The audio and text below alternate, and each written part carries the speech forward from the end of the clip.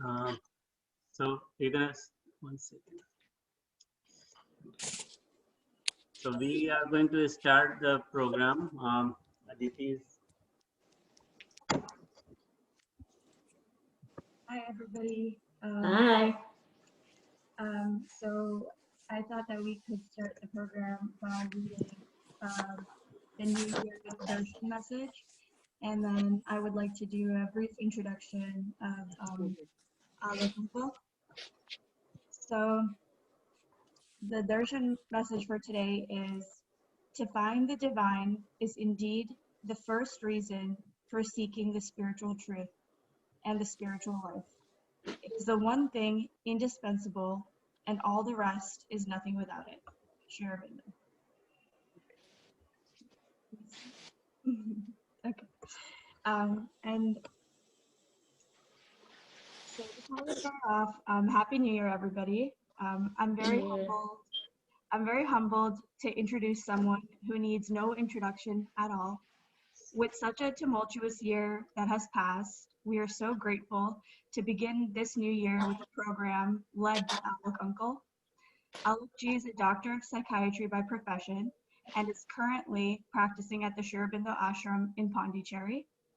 I feel very lucky to say that he is a very dear member of our SafeNet family. Through Sri Aurobindo and Sri Mother's teachings, Alok Uncle has a way of answering your questions before you've even asked them. He has a way of knowing exactly what teaching is needed to guide you, and his presence itself is so calming that you will feel as if there are no troubles in the world. Although we cannot physically all be together today, I am sure even through this virtual program, we will all feel, even if just for a moment, Sri Mother and Sri Aurobindo's divine presence through Alok Uncle's talk.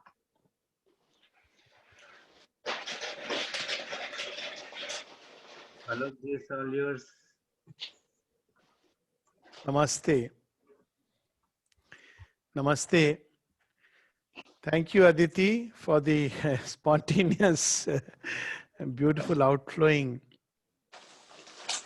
It's so wonderful to see the children grow up like this. And, you know, they are the hope of the future. Everywhere, all over the world, what I'm witnessing is, and I'm sure everyone is witnessing is, that there is a new kind of children who are there amidst us. And they are marked by certain characteristics through which we can almost identify that they are new kind of children.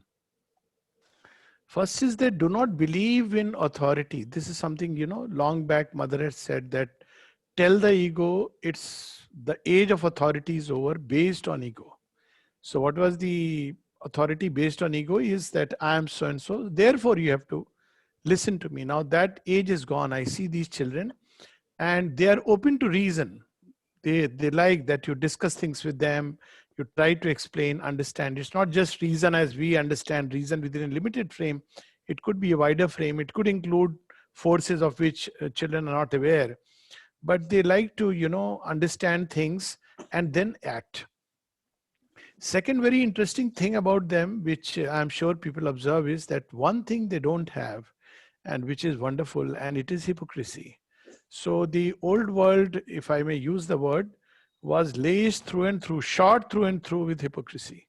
So there was a social structure set up where you were supposed to behave in a certain way, speak in a certain way, even feel and think in a certain way. But how can you really control people's thoughts and feelings?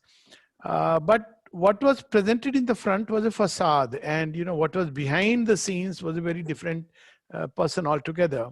So these children are coming up who don't have that hypocrisy. They have a mental honesty about themselves and about the world they connect with.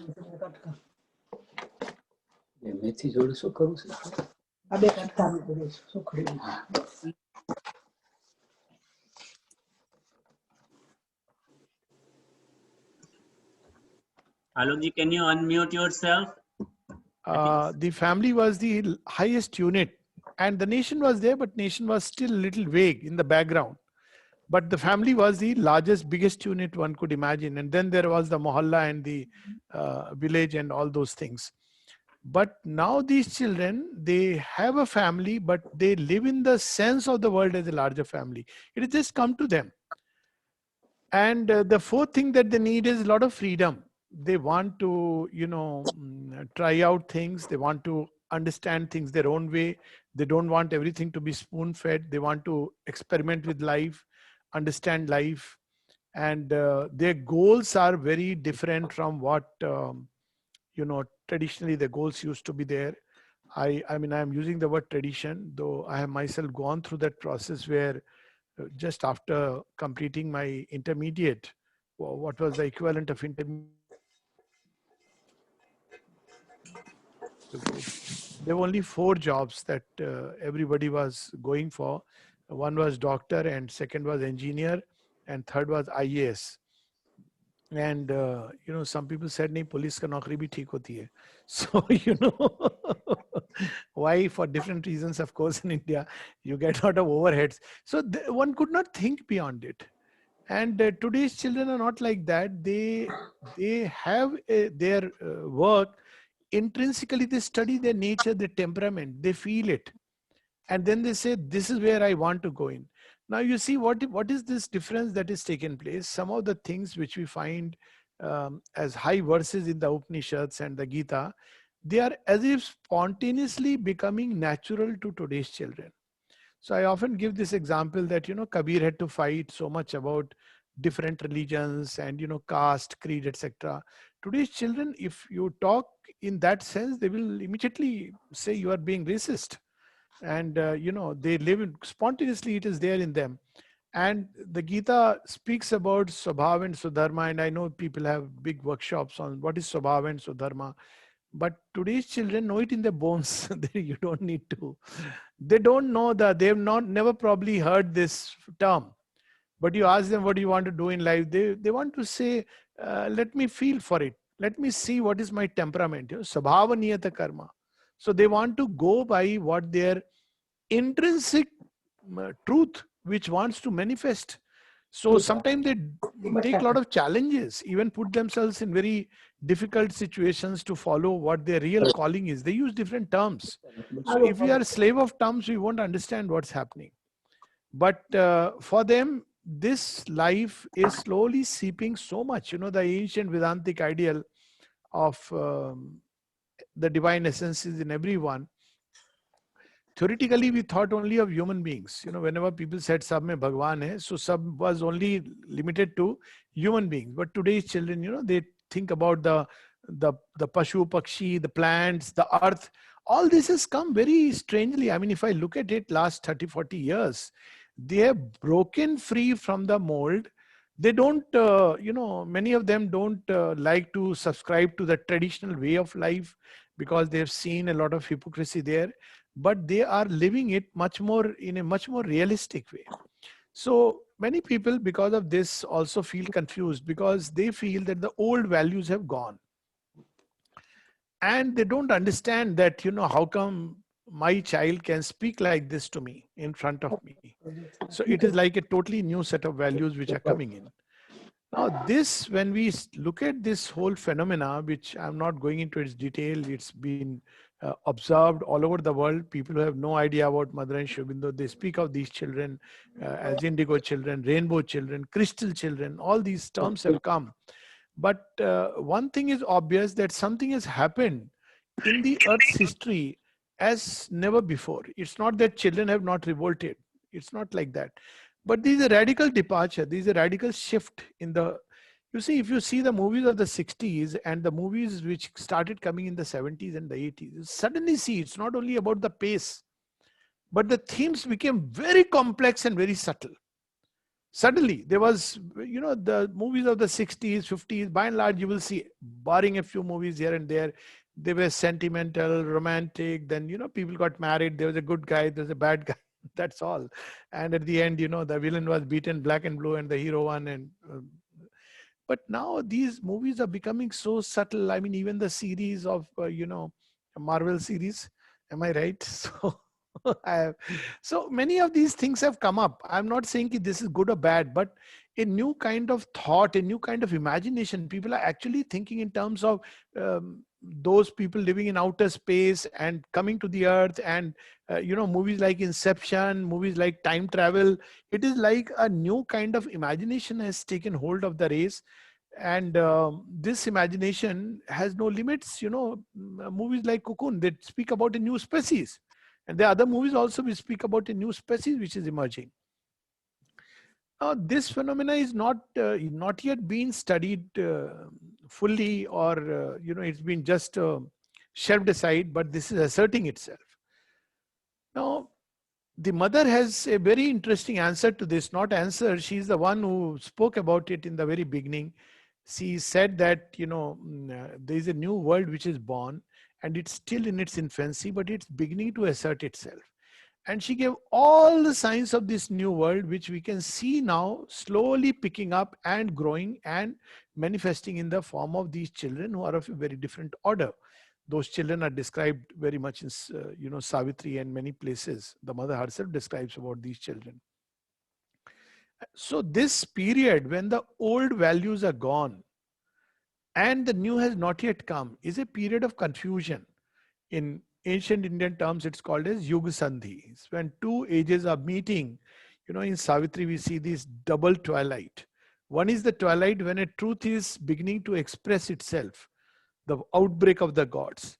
And the second is when this truth has to manifest itself upon earth, the earthly real. That's where the real battle goes on. So we see this simultaneously, the truth in its first blush expressing itself in the form of what is called today as a new age music, painting, new age thought, new age poetry, and many things. It breaks free from the mold and something new has begun to manifest. And the second is when it has to express itself on earth, where it has to ground itself. Earth is the forte of all these forces of darkness and ignorance. That's where ultimately death is slain, because that's its home. So this period is known as the moment of transition. It's a period of transition. Now, when we look at science, or even when we look at from a spiritual perspective, science speaks about evolution taking place in two steps. It's a two-step process. I mean, it's a many-step process, but two main steps. And in life, everything is a two-step process. So let's start with life. What is this two-step process? The first step is the preparation, and the second step is the action. Those who act without preparation, they may hit it, but chances are that they may end up blowing or making their nose red. So there is a period of preparation, and this preparation can be of various kinds. You see, when Hanumanji has to take a leap across the ocean. So what is the preparation with regard to him?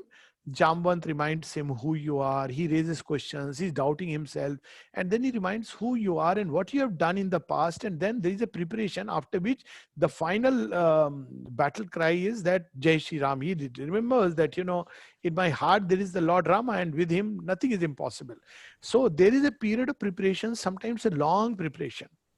Like we see before Rama's coming, there is Ravana. Before Krishna's coming, there is Kansa and many other kings. Before Sri Aurobindo's coming, we see imperialism, we see Nazism, we see all the demons, communism of a very aggressive, violent kind. All these things have settled their fort, and then amidst them Sri Aurobindo comes. Now, what is this period of preparation? This is a period when humanity, there is nothing happening outside, but something is happening inside, like the chick inside the egg. So if during that time you asked a human being what's happening, so he would say, well, he has to subscribe to a way of life, and he would just accept that. But inside there is an anguish which is going on. The story of before the birth of Sita. So Ravana has been slaying these priests, and he's keeping their blood in a pot. Then his mother tells him that don't do this, because it's not blood, it is anguish. So you must, wherever this pot will be there, there'll be tremendous destruction. So he goes and puts it in King Janak's field, Mithila, because, he has been umbiled at one point of time during one of those Jnana Sabhas. So he says, okay, let famine come here. And famine does come, but ultimately, as the story goes, King Janak is plowing the field, and suddenly Sita comes out of that Kalash.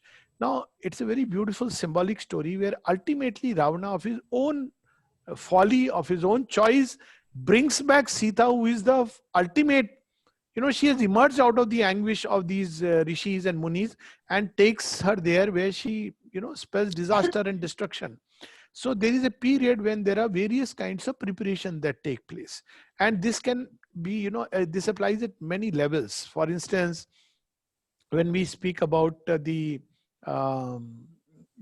evolutionary biology, then they speak about the saltatory leap. So there is a long period when a species is doing all kinds of things. There are micro changes which we don't observe. And then suddenly one day these micro changes coalesce together and a new species come. Now this is something which is a mind-boggling phenomena. Of course, people speak about intermediary species. Most of them you don't find. There must have been links which have gone, but you don't find. So something similar we see, which is happening now, even at the most physical level. People often ask that, okay, all that is fine inside, we don't know, but what about outside? If you really look outside also, the average height of the girl, I don't know whether people have observed or not, it has increased all over the world. Average height of human beings have increased. Average height of girls has increased. Because of that, the aircrafts have to be designed new because, of the cockpit space was not meant to accommodate this height and the height, etc. So the whole thing had to be changed because they observed that the average lifespan has increased. Of course, this we can attribute to, to an extent to medicine, but it is not just that. Now, not going into its detail, if you really study this phenomena, it is not just the medicine. It has been steadily increasing over a period of time. And it seems that today we have entered an age when man can dream that we can prolong life to 150 years, 200 years, maybe at some point, which is one of the things which is required. Then there is a lot of interest in physical culture which has come up, which is part of the change. There is a blurring of distinction, strangely, between the typical feminine body and the typical masculine body. Even psychological, strong distinctions, they are beginning to move away. So many such changes are taking place. Some very micro changes, even at the most genetic level, who knows at the molecular level. And these are changes which are like, for instance, when we read neurology medicine, we were told that neurons are one which stop growing after a period of time. So everything is fixed inside the brain. But now people are observing that no, they can actually grow. There is a phenomena called neuroplasticity. So neurons in one area can take over the work of another area. They are not as specialized as we believe them to be. Now, some people believe that it was always there, but we discovered it now. But my own take is that probably it was not there and it is developed now. There is no way we can prove this either ways. So there are changes taking place at many levels, which may be very small changes. But these changes are going to precipitate the future. They will all come together and a new future will emerge. In evolutionary biology, it's a well-known phenomena. Now, the same thing applies at social, cultural, psychological, and other higher levels, which we find so beautifully in Sri Aurobindo's that essay, The Hour of God, where he says there are periods when the spirit moves among men and the breath of the Lord is abroad upon the waters of the being. There are others when it retires and men are left to act in the strength or weakness of their egoism. Now, there was a time when it was the strength or weakness of your egoism. If you were stronger, you won. Now, the mother said, we are living precisely in an age when we are no more left to our own resources. There is a great help available, which has come precisely to make this transition from the human to something else which we cannot even envisage. We see all these, even at an individual level, every crisis, what happens in a crisis? What do we call as a crisis? Very interesting. Crisis is not only about what we call as bad events.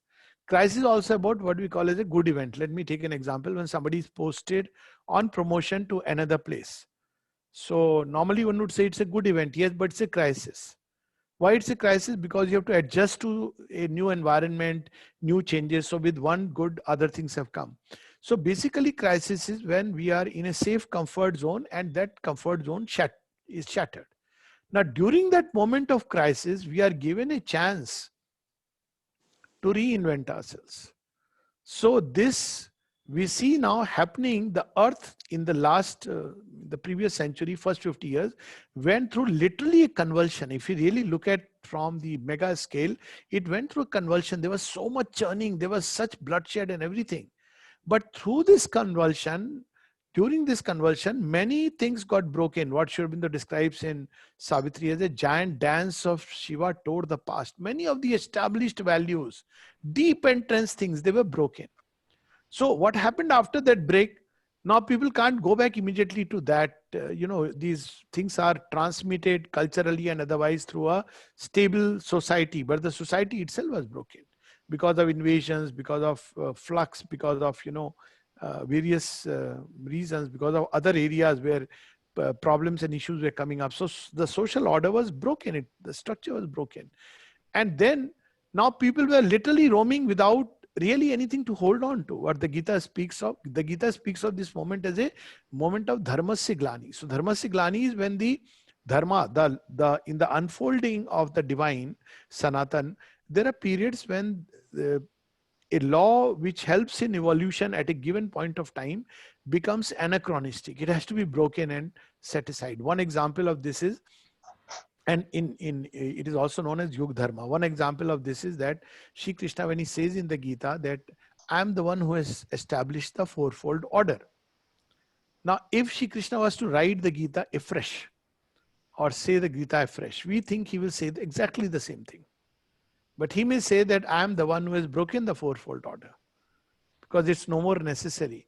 Now what he will bring out, but he has, because it is he who has established it, its truth will emerge. So what he is breaking is the form in which this truth had emerged. As I gave an example, that Swadharma and Swabhava initially were determined largely by heredity, or at some point they came into heredity. So we have, in the Mahabharata age, Karna is not allowed to take to archery because how can he be a Kshatriya if he is not born of a Kshatriya?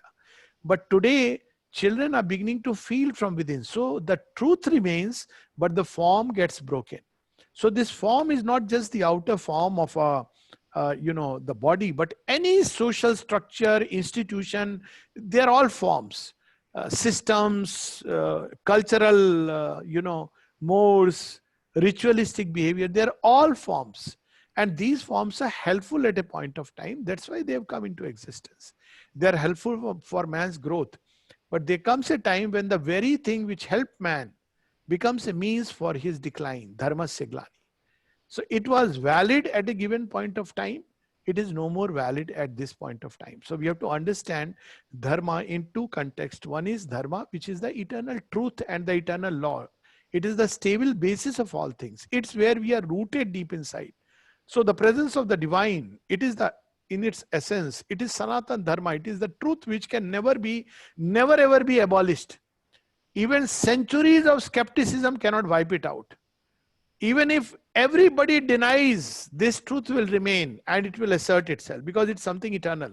There is no way you can abolish it. So this is one aspect of dharma which we read today, Aditi read in that wonderful message today, to find the divine presence. Divine is the first reason for spiritual life. So this is an eternal truth and this will always remain valid.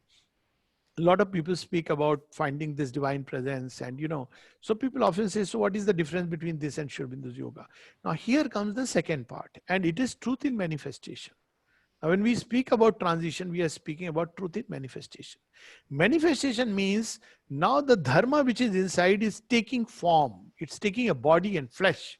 Now when it takes a body and flesh, then depending on age, for a certain age it takes a body, a flesh, a form. Then after a certain age, that form must go. And mankind has evolved. That truth inside is the same.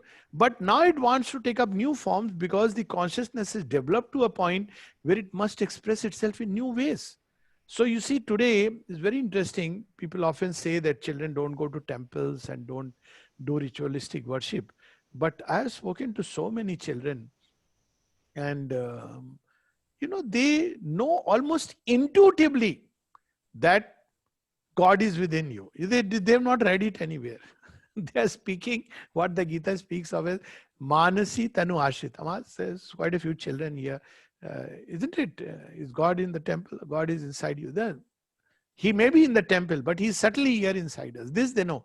They may not know how to find it, etc. But this for sure. Ask the children what is right and what is wrong. So again, we see that before this transition started, mankind had an idea of right and wrong, which was decided by society. by morality, which had a, things were in black and white, or by religious norms. This is right, this is wrong. So ask today's children, they will say, I don't know, it depends on how you think about it. So very recently I had this very interesting conversation, and there was a child who said something marvelous. Not child, but a grown-up person. So I was just watching one of the, some program where there was some suffering and pain and all that. So it was very painful, and out of deep kindness, I was telling this person that, see, there is so much suffering upon this in this world, and there should be a remedy for it. And of course, we know the remedy. So I actually said to bring out something from the person who was watching it. So the person started smiling. Now, I was saying something which the Buddha has said. One of the four noble truths are dukkham. This world is suffering. Even Shri Krishna speaks of it as anityam asukham lokam. And the person smiles and says, what is the point of remedy when there is no illness? I said, what do you mean there is no illness? He said, there is no suffering. So what do you mean there is no suffering? And this person is not some rich person who is any ashram person and who is living in very modest surroundings. So the person says, well, there is no suffering. It's the way you think about it. Now, this idea, which today we take it as most children will speak like this. But what is this idea? How did they get this idea that, it's your thinking that makes it so? About right and wrong.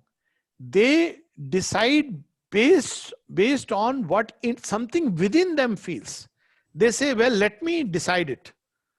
And they make a choice. Of course, they make errors, they make mistakes, especially from our point of view. But this is precisely what we are saying, that during moments of transition, there is a confusion. It will look like they are making mistakes and they are making errors. But they will eventually discover what the mother said very interestingly about the Superman. She said, how do you become a man? She says, you have developed the sign that you have become a human being is when by your mental and moral understanding, by your reason, by morality, you control the vital animal inside you. Otherwise, somebody who is living by his vital impulses that I'll do whatever I feel like is not even human being. Of course, he has a human face and he has a human form, but that doesn't make one a human being. The consciousness is still largely animal. Wherever a person is living only for his basic appetites. What do animals live for? They live for food. They live for, they want a little roof over, place to shelter. And they live for, they mate and have children and little bit of the family. Roti, kapda, makan, parivar. Mera parivar, do hamare, do tumhare. So, hamare do, tumhare do. So, so the point is, if you really look at that life, it's such a pointless life. But this was the ideal. I mean, people even saying that, for the papi pet, why poor fellow. So now wherever people live only for hunger, where they live for appetites. Now, unfortunately, in human beings, it has become worse because in animal, as they say that animal does it in season, but man does it in season and out of season. He's not hungry, but he must amass because he's not comfortable, till he amasses. And where is the limit? So greed comes in and all this. So there is a whole world which was built around the animal appetites. We may give it very nice names. We can give it a branded shop, a fancy name, and we, say that, look, I'm wearing, anyways, I'm bad at it. One you send shirts or designer. But basically, if you look at it, it's a whole world created by hunger. And Savitri speaks of that death destroys the world his hunger had made. So that world is collapsing. And this world had its own set of values. Things were within certain frameworks, certain limits. Now that is all gone. So true humanity, sign that somebody is human, is when the vital impulses, vital animal-like things are mastered by something which is moral and mental within us. Say one is doing a business. So when one applies true ethics, not just that, I have to amass wealth by getting it made in China and I put a stamp and sell it for a much higher price. Now that's cheating. But if you really want to practice ethics, now this has come, for instance, fair trade and these things are beginning to come up. They are still loaded with many malpractices, but at least there is some tendency towards that. Then how does the Superman come into existence? Superman comes into existence when he controls not only the vital, but also his mental ideas and opinions by something still greater. And that is the light of intuition. So take an example that there is a rational person, he masters his vital impulses, knows when to act, where to act, how much to act. He knows that. Desh Kal Patra. But when it comes to divine and those things, higher things, the person says, I doubt, I don't know, how can it be? And he starts his analytical process. But the higher race is governed by intuition and intuitively knows that there is something known as the divine. These children, amazing. I mean, there are two kinds. One who have proceeded along lines of intellect and analysis.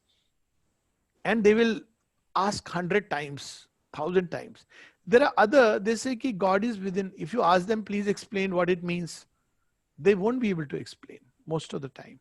But something within them knows this almost as a certitude. Now, this intuitive sense, which is awakening, also teaches them what is right and wrong. This is something very new. We may not be noticing it, but Mother says that the Superman will find his social law based on an inner intuition. So right now the social law is that you have to respect the elders. But today's children don't go by that. They say ki I'll respect if the person is worthy of respect. And you can't command respect from them just because you are wearing a girwa. Well, I'm not wearing for anything like that. It just happens that today, but they will not respect because of that. It's a sign. They will feel something inside. And based on that, they give a respect. Respect has to be earned like everything else. So this transition that we are witnessing, which sometimes is very frightening because the entire old world values have collapsed. And therefore, a new thing is beginning to emerge. Now, this new thing is beginning to assert itself in many areas and many fields. So it can be very disconcerting. The first bird had lost the swiftness of the snake, but had not developed the wings to fly. If you look at that creature, it's called Archaeopteryx, and pteryx, that wings, and it's Archaeopteryx. So it's a reptile who is crawling. There is something like awkward wings, and it is trying to fly. It cannot fly. It cannot run like a snake. Snake can be very swift on the ground. So we see many children today, a kind of layer of humanity, which is like the awkward, we may use the word Homo sapiens intellectualis or Homo sapiens psychicus. Now, what are Homo sapiens intellectualis? Their intellect is no more confined to just the standard format. Standard format of intellect is where one is a doctor, an engineer, and he has been taught a subject and he looks within that frame. In these children, their intellect has begun to go beyond the frame. They don't know what's happening to them, but they have begun to actually receive a kind of rays from above, and based on that they have aha phenomena. They look at things, understand something new, slip into those gaps. Always in reason there are little loopholes, and they slip that light into it, and they create new structures, new ways of thinking, new systems of thought, and they're coming up with many innovative ideas precisely because this light of intuition is showing them. Now this is a big transition, and the Mother says that it has impact upon the body. And she gives an example. Say, now we are going through that so-called, it's very unfortunate, post-corona world. I don't know whatever it means. But in that, there is a format of humanity which thinks only in terms of virus, vaccines. It's still the old format. But there is a kind of humanity which is emerging, which is beginning to conceive of this in new ways. I mean, they're different ways. It's not that this is right or that is wrong. Somebody very interestingly said, this is not corona, but karuna. Why? Because it is karuna for earth, for creatures. Many creatures who were in the hiding have begun to come out. Somebody else is saying it is resetting the balance of the world. Someone else came up with thought, this is giving us time to go within and study ourselves. So there is a set of humanity which may be small, but it has come out during this time. This is a marked difference between this epidemic and the epidemic of the Spanish fly. People think they are same. They are not the same. During that episode, it was just the standard format of thought. But what has shifted inside? Who has given them this knowledge? Who told them that this is karuna? Who told them that, look, this is going to reset the balance of the earth? Where did this thought come from? It's illogical. This my own. Don't try to search this word in dictionary or Google search. Just like there are asocial creatures. Today's children are not antisocial. They are asocial.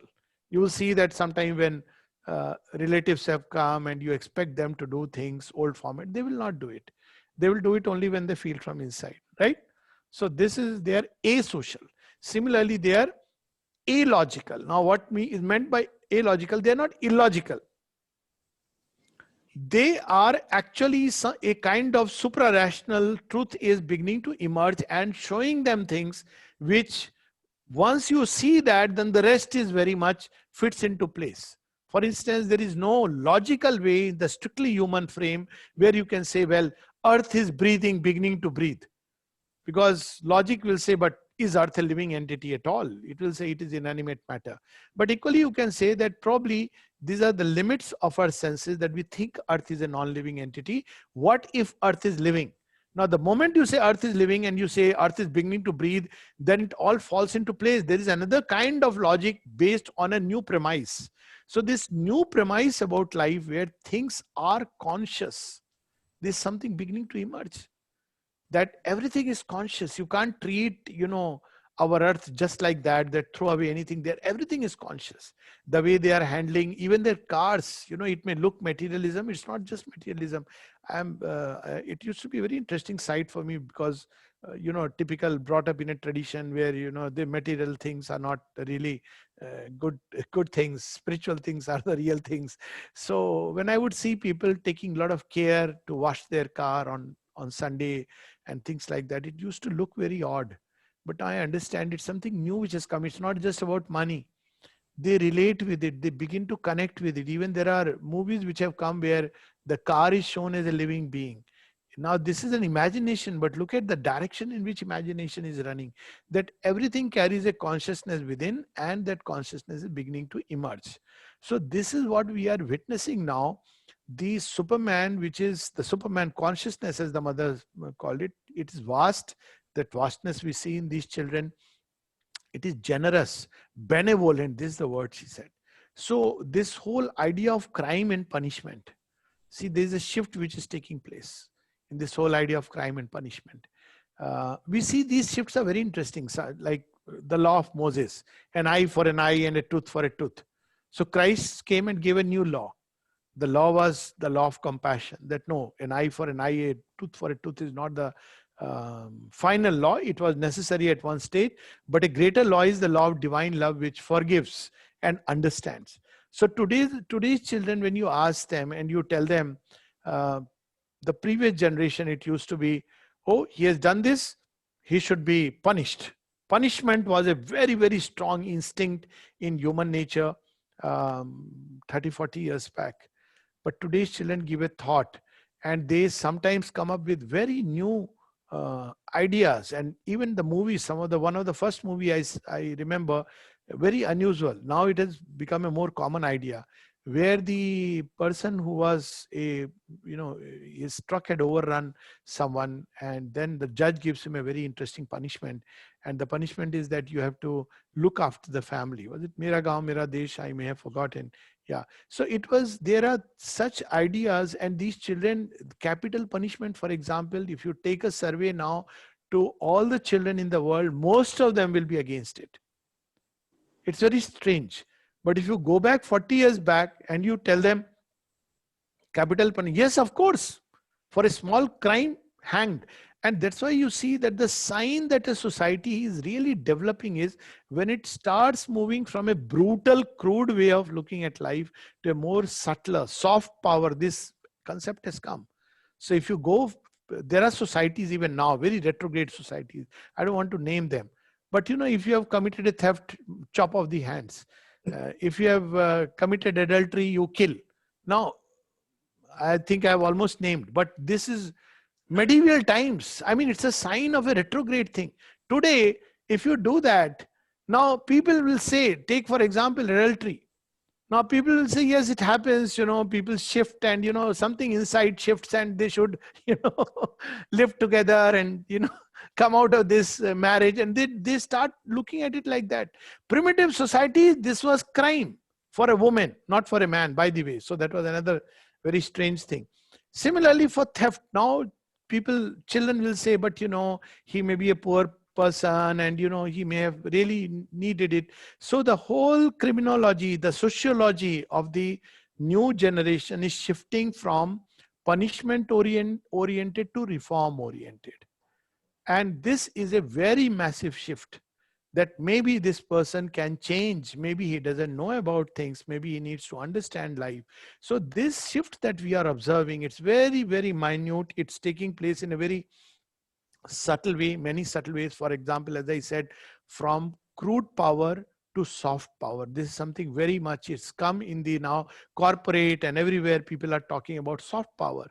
That, if things can be done without shooting a bullet, why not do it? There are ways to win hearts. Now, all these ideas have already come in today's times, and this is because a new consciousness has begun to, he's got activated upon earth. This is something very unique to Sri Aurobindo, completely unique, because if it's just a question of finding the divine, there are hundreds of paths, literally hundreds. If you look at the entire profile, there are sects, subsects and whatnot. So there are many, pick and choose any of one. So what is unique about Sri Aurobindo? Unique about Sri Aurobindo is that finding the divine within is one aspect. But this is the starting point of finding the divine in manifestation. Then you see that there is a big, big, big gap. Perhaps the Vedic rishis spoke a little bit about it. All social organization is an effort to find the divine in frames of time and in social structures. That's how organizations come, all institutions come up. But these frames freeze because time advances, human consciousness advances. It goes through many layers of experience. So it cannot remain the same. It has to reinvent itself. And that's what we are seeing today, witnessing today, that in manifestation, something new has come. The divine is the same. When, Sri Raman Maharshi was, somebody asked him this question, that Sri Aurobindo is speaking about divine descending. So what is it, divine descending? We don't understand. He said, yes, I also don't, because divine is everywhere. So what is there for divine to descend? And this question was asked to Sri Aurobindo. He said, yes, of course, the divine is same one, he is everywhere, but there are many planes of his manifestation. So what big change took place in terms of the divine presence? Till now, humanity saw the divine through a veil. And the highest kind of humanity, which rose to the seer, the sage, the rare yogi, it saw the divine through the veil of the golden lid, the overmind veil. So it invariably saw the gods, and then it saw the impersonal divine. The Gita speaks of the Purushottama, of course, but the average humanity saw the gods and it saw the impersonal divine. But what is beyond it, and what is its relevance to our life? So there was a big gap. For our life, there were the gods. They set standards of conduct. But if you wanted moksha, go beyond them and enter into that impersonal divine. That's it. But now we have something new. Sri Aurobindo brings no. It is not that the impersonal divine and there is a Maya, and out of Maya all these gods have emerged and they are just running the creation, creating one illusion after another. Basically, it is all creation is a manifestation of the divine Shakti. This is something very wonderful. So now creation from ignorance is moving towards creation in knowledge. But in between, there will be a transition when forms of ignorance, which we took as knowledge, are being broken aside. And there is a seeking for true forms, truth. So this is what is emerging. So this idea that divine is manifesting himself and the divine of yesterday is no more valid. We have to invoke the divine of tomorrow. When mother would use her mantra, Om Namo Bhagavate, then we all know the meaning of what she has herself said. She's invoking the Supreme, and then she's paying obeisance, and then he's saying, Thou art all. But then she says that I'm invoking the Lord of tomorrow. So that Lord of tomorrow is the supramental divine, who is beyond these one aspect, second aspect, third aspect. And this is something very interesting which is taking place in children, where they are spontaneously beginning to have a idea of the divine which cuts through sects, cults, forms, and initiatory rituals spontaneously. When they say that, divine is something secret or sacred within me, you ask them, okay, which path are you following? So they will be at loss. They'll say, I mean, path means what? This idea, old idea of this path leading to this point, this path leading to this God, this path leading to this, is actually gone.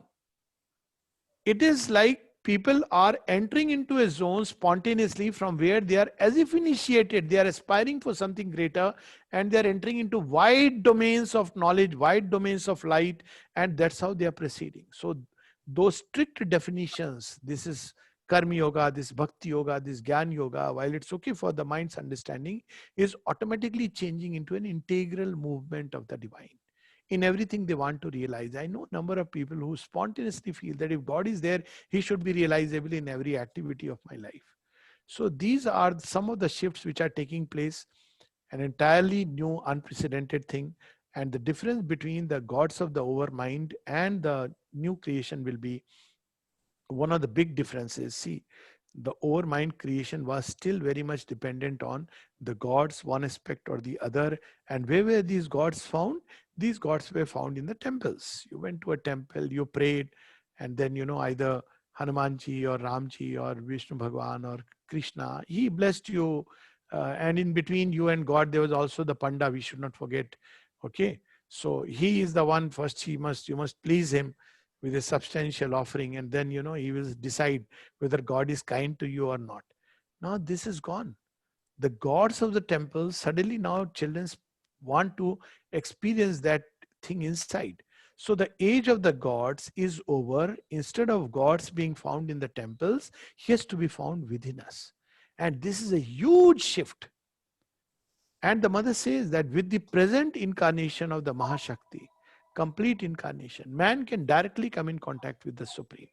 But there is something else also with which we can, take questions, is that this inner shift or the inward shift from directly coming in contact with the Supreme, we also find it to an extent hinted in the Upanishads.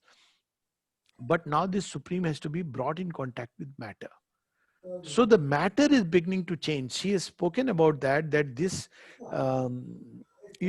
as one ascends, I was speaking about this intellectual frame. The moment you enter into the higher domain beyond this fixed intellectual frame, now this, she has used the word, a different kind of a higher intellectuality, which allows for the light to creep in. She says this kind of humanity will come in. And this humanity will be able to receive a greater light and directly pass it on to the body, which means the bodies will act very differently in the same conditions than those bodies which are completely conditioned within the mental framework. So what was the old world mental framework? This is a virus, this is a vaccine, nothing, do gaj duri, mask hai jaruri. Okay. Anyways, human beings wear mask and live. So the mask, the age of, I want to say ironically, the age of masks are over. Not, please don't, otherwise nowadays it's dangerous to give these advices that, mask jaruri hai as long as the government tells you. But there is a new possibility that beyond this framework, there are people who, because during this period, so many people I know who came in contact, and I actually very, not directly you can't do it, but indirectly, I was interested in knowing what happened to the devotees. This was a very, and because I'm in touch with so many. So what really happens to them? Because mother's teaching is something way beyond. So how did they manage?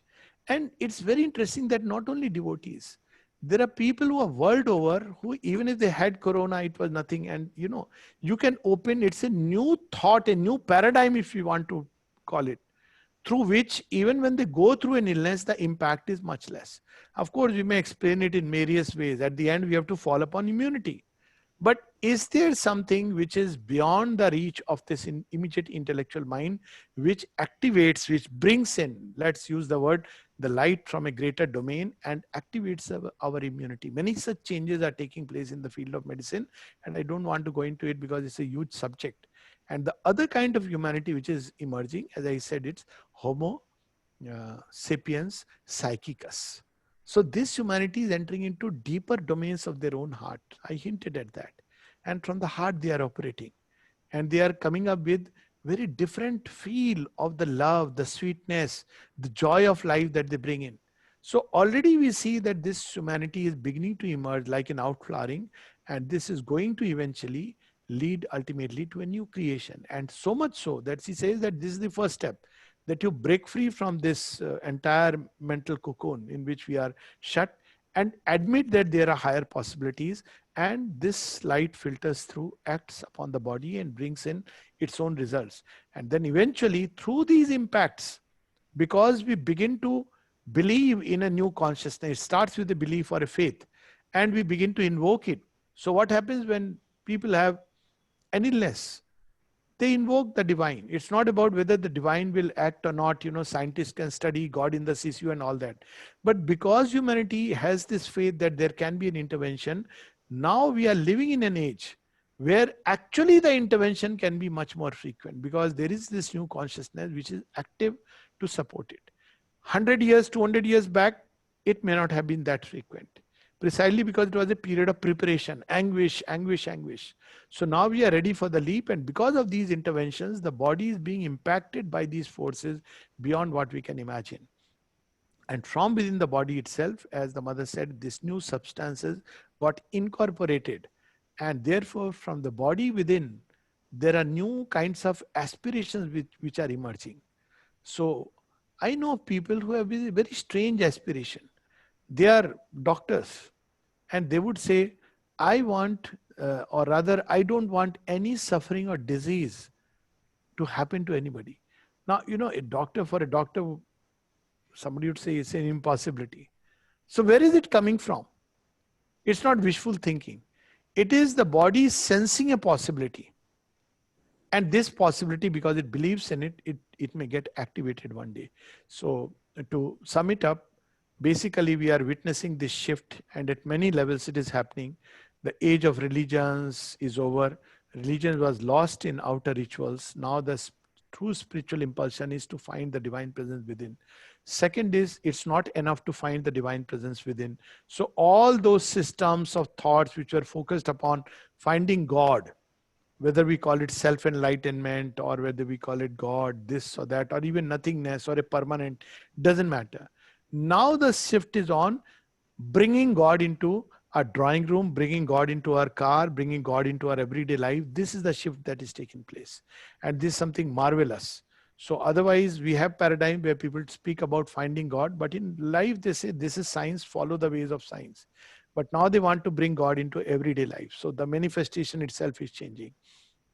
And the third is that instead of the fixed frames of society, the social, moral rules of life, now children are beginning to discover something new. Now they also don't know right now, because we are going through a transition. So there will be experimentation, there will be confusion, there may be a couple of washout generations. After all, from the ape to man, several subspecies came. There will be many intermediate species.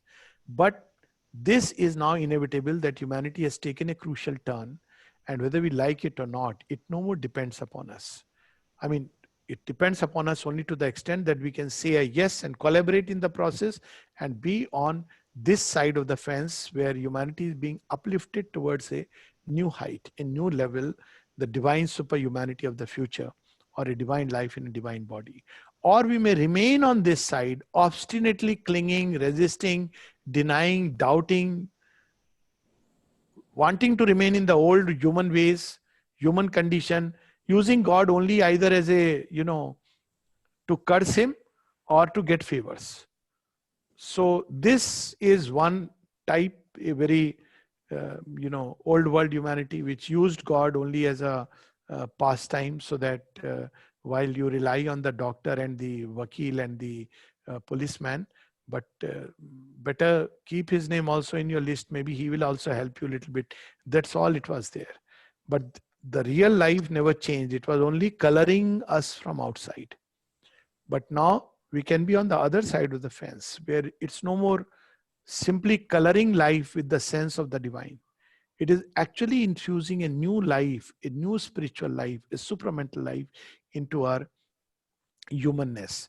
And the mother describes it very beautifully. She says that if you compare the spiritual life with all those beautiful relations that man has had with God so far, not gods, but God, divine, that religious aspiration of man, its finest flower, the seer and the sage. She says, all that looks like silver compared to this new supramental life, which is like living gold. That is the huge difference that has taken place. And it will not fall into any pattern. If we are looking for a typical answer where a boy should come and say, I am following this kind of process, and God is like this defined, we'll not be able to find it. He may not even use the word God, but he is living a deeper and a more spiritual life very instinctively. So this is the new change, shift which has taken place.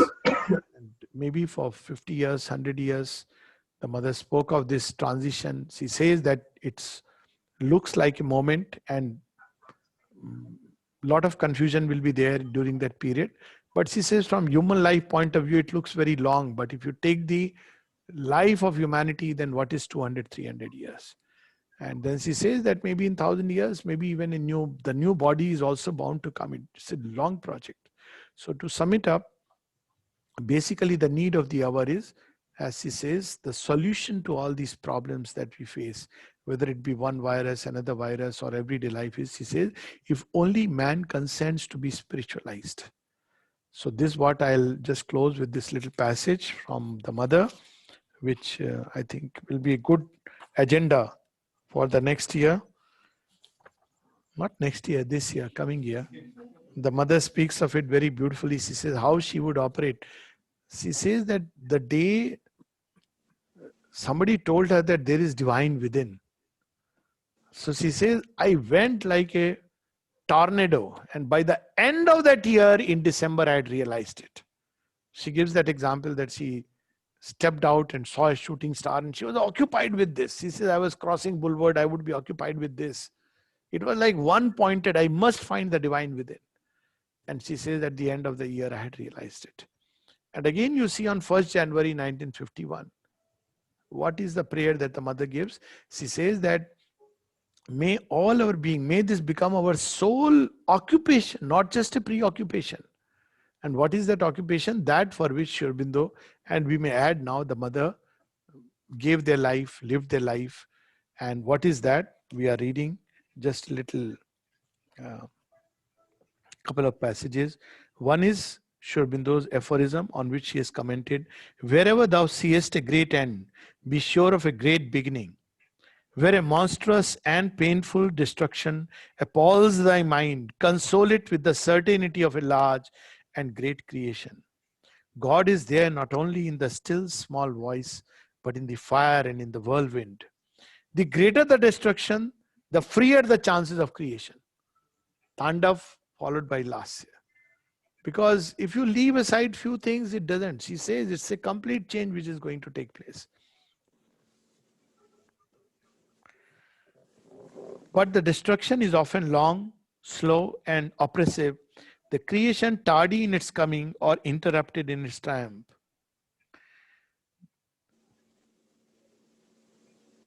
And then finally at one place he says, wherefore God hammers so fiercely at his world.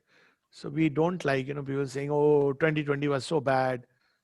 How about good 2021? Yes, but we have to understand the law that operates behind. If you don't understand the way things are, if you treat life as being unconscious and, God is only there to make our life pleasant, then we'll miss the point. Wherefore God hammers so fiercely at his world, tramples and kneads it like dough, casts it so often into the bloodbath and the red hell heat of the furnace, because humanity in the mass is still a hard, crude and vile ore, which will not otherwise be melted and shaped. As is his material, so is his method. Let it help to transmute itself into nobler and purer metal. His ways with it will be gentler and sweeter, much loftier and fairer its uses. It's a big difference. So when we turn to the divine, it's not that we can do anything and get away, but his ways will be gentler. because our consciousness is becoming more and more subtle. But if it is crude, then the circumstances also act like that. And then finally she says, but something has happened in the world's history which allows us to hope that a selected few in humanity, a small number of beings, perhaps are ready to be transformed into pure gold, and that they will be able to manifest strength without violence. How beautiful this is. In fact, at one place it says the sign of strength is that you are not violent. Now, strength because you can even engage in destruction, if so be the need, but you are not violent. Heroism without destruction and courage without catastrophe. She speaks of this heroism as, the ability to conquer the ego. It is the most difficult task. And there are people who don't realize it. They may live for 50 years in a monastery to be on the safer side, or in any place. And they may say that we are finding God, but they never really work upon their ego. So nothing really changes, because you have to, every moment we'll have countless opportunities when the ego will raise its head. It's like a hydra, so many forms it will take, attractive forms. Whereas there's only one true way. That is, you will know that whether it's the ego which is raising head, or it is something much more deeper, truer, more beautiful. So she says, but in the very next paragraph, Sri Aurobindo gives the answer. If man could once consent to be spiritualized, something in him asks for it, aspires, and all the rest refuses, wants to continue to be what it is, the mixed ore which needs to be cast into the furnace. If you want to remain on this side of the fence, we'll be cast into the furnace. There is no respite. We can't say, no, God make alive. We again want to celebrate New Year the way we used to do, with the same halla gulla, with the same drink party. Fine. So he says, okay, you want to continue? Let's see how long you'll continue. God has infinite patience, and nature has all infinity. But man has a limited span of time. This is the problem. God will say, okay, you want to continue one more yuga like that? Fine. Nature also has infinite patience. He says, oh, it's my toy, Look how they are dancing, jumping. Oh, what a toy. So, you have toys where you put there used to be a song, Jitni chabi bhari Ram ne utna chale khilona. And nature, it's like that. Itna chabi hai, jitna, he drank and he danced. After that, the chabi is over. So he slept a sleep of unconsciousness. This is one kind of life. I won't use the word animal life because animals are better. This pervert life. How people celebrate 31st December night. You have joy, but why on a particular day you are choosing to start a new year in this way? I hope I'm not sounding like a moralist Babaji, but it defies logic. Why would you do it? There are days when you have friends and you want to celebrate like that, whatever. But why pick and choose that day when time is transiting, as if this is how you want the transition to take place? What a illogical thought, and rational beings indulge in it. So this is one kind of life. This kind of humanity, she has said, is foredoomed to destruction. It will be cast into the furnace. Now there'll be many who are on the other side will get caught in the melee. So best is to put yourself deliberately on the side of the divine. No human will can finally prevail against the divine will. Put yourself deliberately on the side of the divine, and that victory is sure. So she is reminding us. But something in him doesn't want. He continues to be the mixed ore which needs to be cast into the furnace. Like people take out and say, no, it's still hard. Put it back into the red heat. At the moment, we are at a decisive turning point in the history of the earth. Once again. So people sometimes say, how are you sure? Well, Mother and Sri Aurobindo have said so. They are beings from the future. How am I sure? If somebody sometimes asks this question, that how can you say that Mother and Sri Aurobindo have said that is surety, and all the other logical people, they are not sure. So I ask a simple question sometimes. I have actually asked this question. Okay, sir, let's not talk about such big things. Tell me, can you say what is going to happen in your life tomorrow?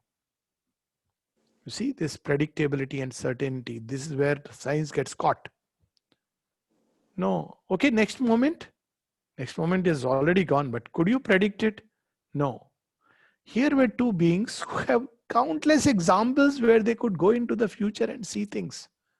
And you don't want to trust them, and you want to trust your reason, which cannot tell you what's going to happen the next moment.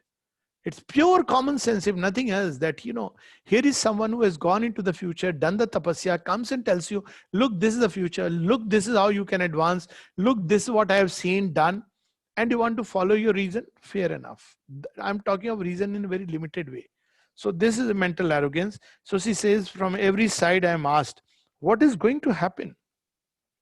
Everywhere there is anguish, expectation, fear. What is going to happen? Looks like it is yesterday. There is only one reply. If only man could consent to be spiritualized. Don't rest your hope on the vaccine. Vaccine is for a virus. The problem of man is not the virus outside, but the virus in his brain, which doesn't allow him to open to anything greater and higher than human, which pushes him back into the animal mode of living. That is the virus we have to fight. And perhaps it would be enough if some individuals became pure gold. For this would be enough to change the course of events. We are faced with this necessity in a very urgent way. So now she is saying what we need to do. This courage, this heroism which the divine wants of us, why not use it to fight against one's own difficulties, one's own imperfections, one's own obscurities?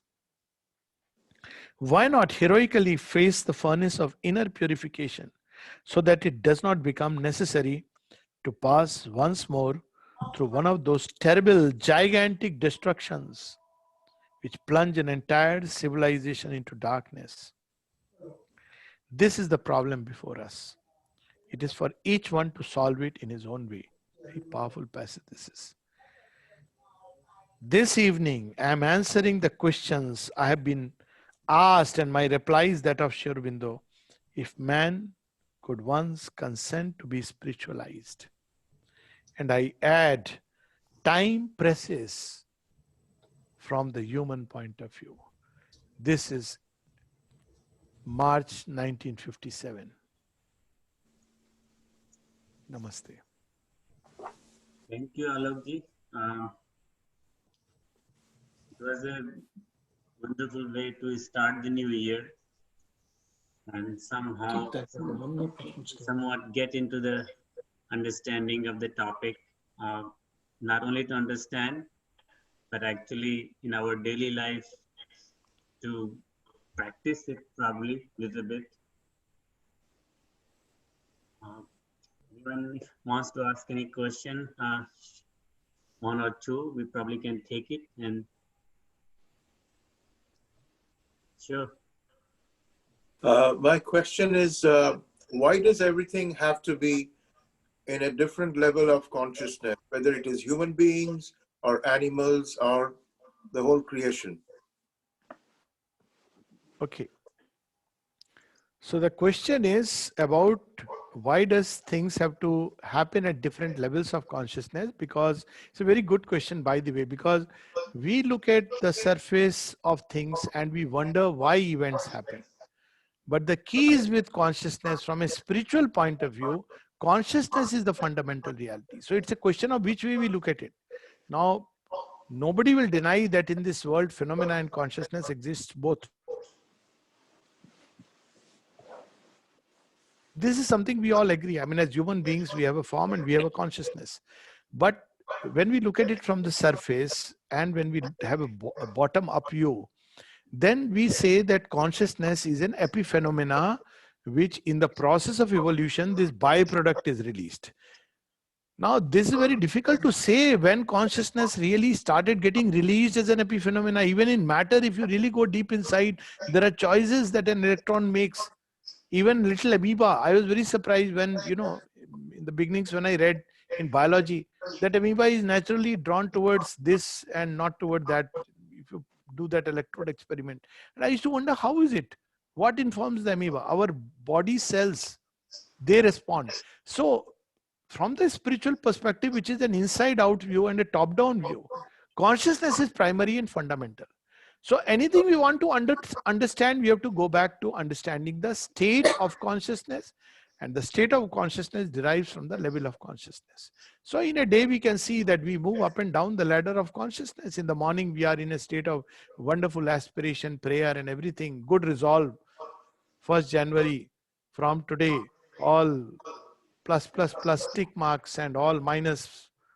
I will not eat samosas, I will not do this, and not put on. By evening, everything is changed. Now, why the shift has taken place? Because consciousness is shifted. Why it shifts? Either because of habit, a dull gravitation. Wherever we have centered our consciousness primarily, there it tends to come down by habit. But if you refuse this, either because you reject the suggestion or you say, even then I bounce back. So after a while, we tend to live in a higher and higher and a greater level of consciousness.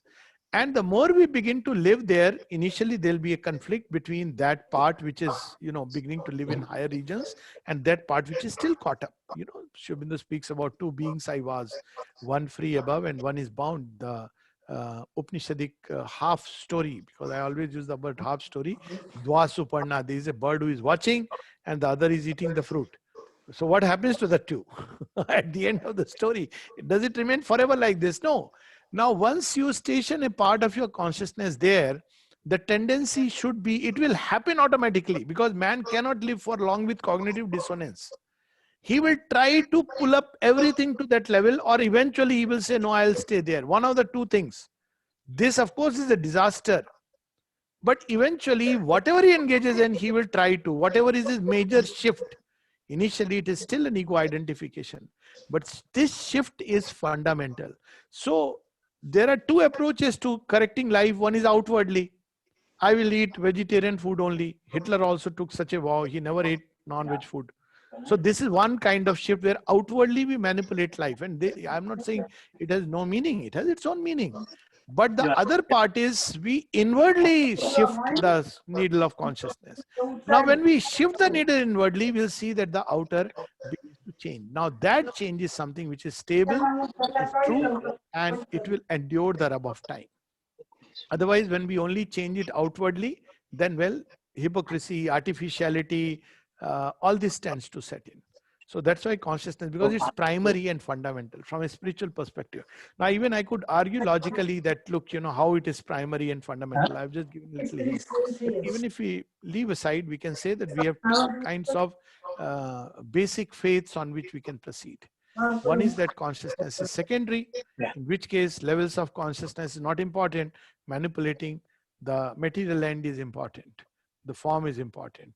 A lot of medical people operate on that basis. They say, it's okay, you have nice thoughts, good, okay, fine, but I have to, deal with this machine. This is a machine, give it to me and I'll set it right. Okay, you may pray to God, but deep inside, many of them say it's not. This is not what is going to help. My medicine is going to help. But there's another where you actually believe in shifting the needle of consciousness. And while you use outer means, that's not what is primary. The primary thing is inside. So this is the way the cosmic law operates. So, yes. Can I ask the question relative to advice to your grandchildren, say the ones in their 19s, 20s, 21, 22, how do they, where they have not been experiencing the study of Sri Aurobindo and the mother as much as we've tried to tell them stuff like this over the years.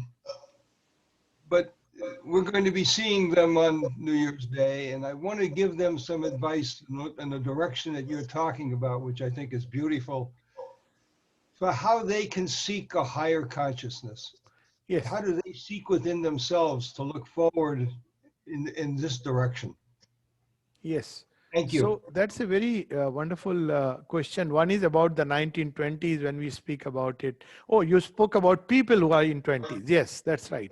So they do not like any, religious forms or trying to tell them, mother said so and so said so. That's really puts them off.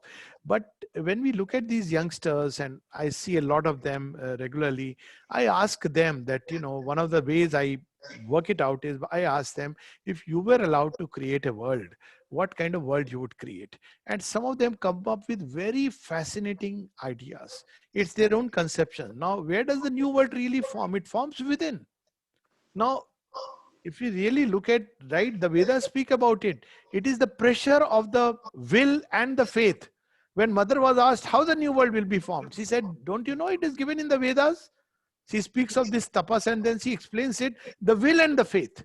And Shobita makes it very simple. Whatever a man has faith in and applies his will steadily, that he will arrive at. And he says something very beautiful, that if you believe in self-healing, one day you will end up finding a way to self-healing.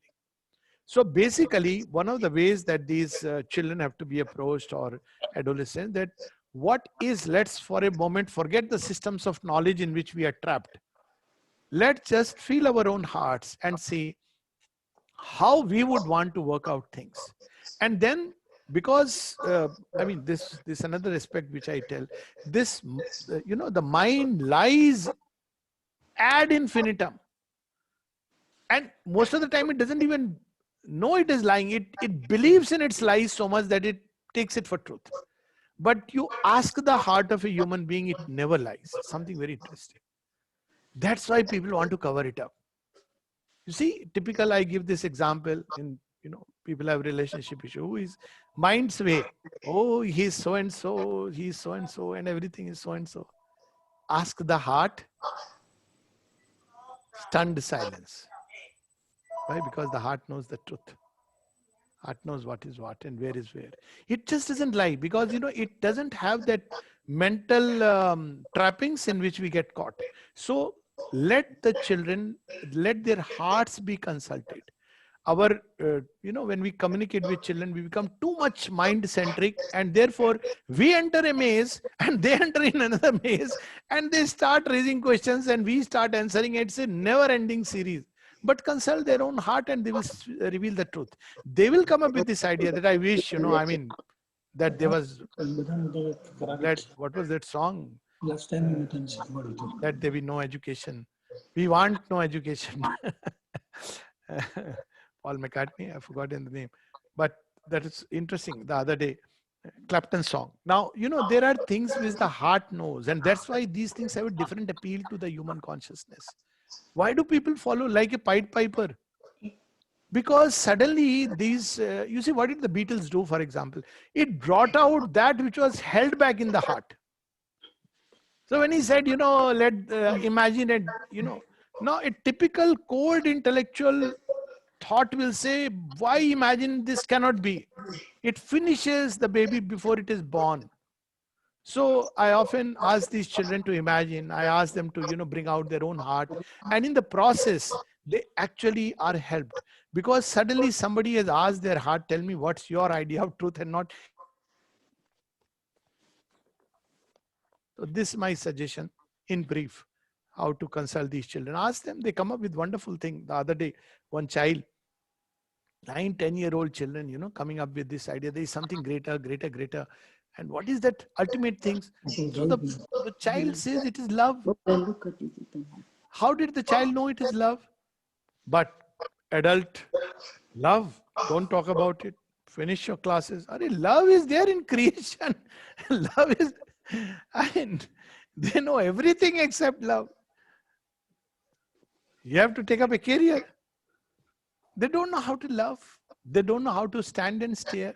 The sense of wonder, it should be completely given in non-formal ways, where we bring in a sect. This is the biggest bane, not with an evangelistic fervor to convert people to a belief. No, that's not the way. Yes, there will be some people who believe in Mother and Sri Aurobindo because they are now ready for the yoga and they are drawn in. That's different. That's a different ground on which one speaks. But a general audience, consult their heart, because that's where the truth resides. The Bible says so. Christ says truth is in the heart. The kingdom of heaven is in the heart. Krishna says so, that I am there in the heart of all creatures. Sri Aurobindo and the mother say so. It is the heart that has wings, but we have forgotten the heart. So let's, once again bring out the heart in creation, the deeper heart. Thank you, everyone. I think it's getting a little late back to India. And I thank everyone who has taken time to join us today. And I wish everyone a happy, healthy, and prosperous New Year. Bon année. Bon année. That's all. Merci. Leaps of faith and aspiration in this year. And obviously, a big thank you to Alokji and everybody who's supporting you over there, Sushil and who else is there. Please convey our love and regards to all of them. Thank you, thank you, thank you. Thank you, Alokji. Thank you. Thank you. Thank you. Thank you, Alokji. Very wonderful. Vivek, Ji. Thank you. Thank you. thank you.